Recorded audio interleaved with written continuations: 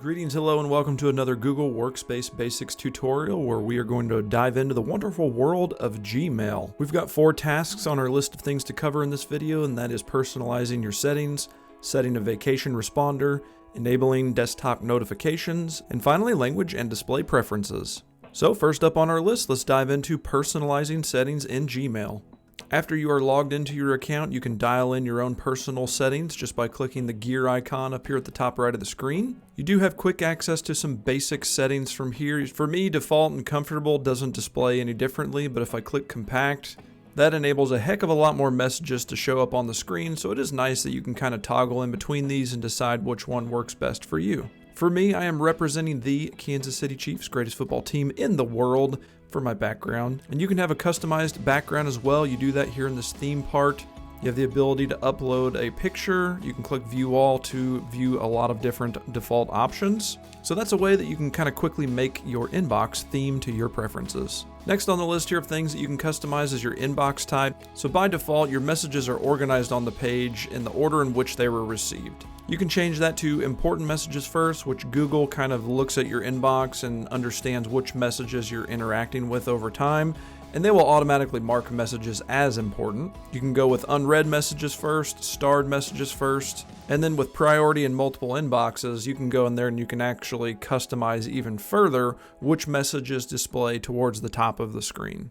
99.9% of folks are going to be good to go with just the default inbox type. In fact, that's the type that I use and it works great for me. What might be different for some folks, because it's going to depend upon how large your display is you might want to pay attention to this reading pane. So I use the no split method, that's what I prefer, but I could choose right of inbox, and that allows me to look at messages on the left-hand side of the screen in my inbox, but then on the right-hand side of the screen, I can actually look at these messages. Furthermore, if I put my mouse kind of right in between there and my cursor changes to that icon, I can then drag and decide how much of the screen I want to take up for each one of these different panes. The third option here is below the inbox, so if I select that, that keeps our inbox up here, puts the message down here, and so it enables you to quickly kind of go in between different messages, which might be useful for you. It just depends on your display size and what your preferences are.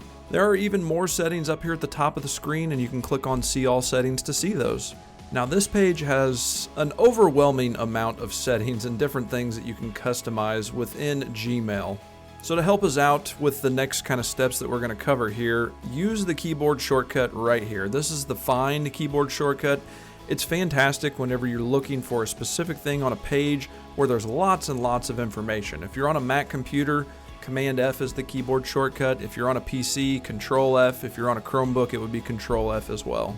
So our first task here is done. Now we can look at Set Vacation Responder, and our keyboard shortcut Find is going to come in handy to find that one for us. So now that we're on the settings page, I'm going to use my keyboard shortcut Command F because I am on a Mac, and I'm going to look for the word vacation. As soon as I type in Command F, this little box pops up here, and I can type in any word that I want to search on the page. It found 3 instances of it. This is the section that we want, but as we click the caret here, it will scroll through those 3 different instances on the page.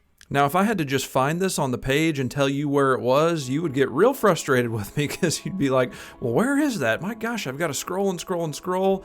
But if you use that keyboard shortcut, it'll take you right to it every time. So yes, the second task on our list to learn about is the vacation responder. Now this is useful if you're going to be out of the office and you want people to know that, hey, I'm going to be out of the office, but I have received your message. I will respond back to you as soon as I possibly can. By default, this is going to be set to off, but if you wanted to turn it on, you would just click that little button there, and then you're going to select the first day that you're out of office, as well as the last day that you're out of office. Select a subject that is going to appear whenever somebody messages you. This is going to be an automatic message that they receive back. So you can customize the subject and you can customize the message. Once you're done with those changes, in a lot of Google products, it saves automatically. In this instance, it does not. So once you change anything within settings in Gmail, you want to make sure that you click Save Changes. Otherwise, those changes will not save for you. So that is setting a vacation responder. Up next is enabling desktop notifications. Once again, we're going to use our handy dandy Find shortcut, and we are just going to search for the word desktop. Takes us right to it, desktop notifications. Here it is. All you have to do is click here to enable desktop notification. Once you click that, a little dialog is going to pop up right here at the top left of the screen. You want to go ahead and click allow to show notifications. And what this does is that no matter where you are on the internet within Google Chrome, if you get a new email message, it's going to pop up there at the top left of the screen.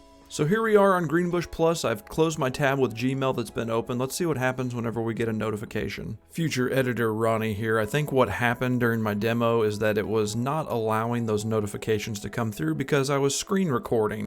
As soon as I turned off screen recording, a little notification box popped up right here letting me know that I received a new email message. Problem solved, case closed. Desktop notifications is done. Last item on our list to cover is language and display preferences. One last time with the keyboard shortcut. Language is the word I'm going to search for. And once again, it's the first option on the list. This is the only place on the whole page where the word language appears. This allows you to just change the default language, and there are a lot of different options that are available to us. So if you have a student or you know somebody that needs their email to display in a different message, you can default that to a different language using this feature. And with that, that will wrap up another Google Workspace Basics tutorial, this time diving into Gmail.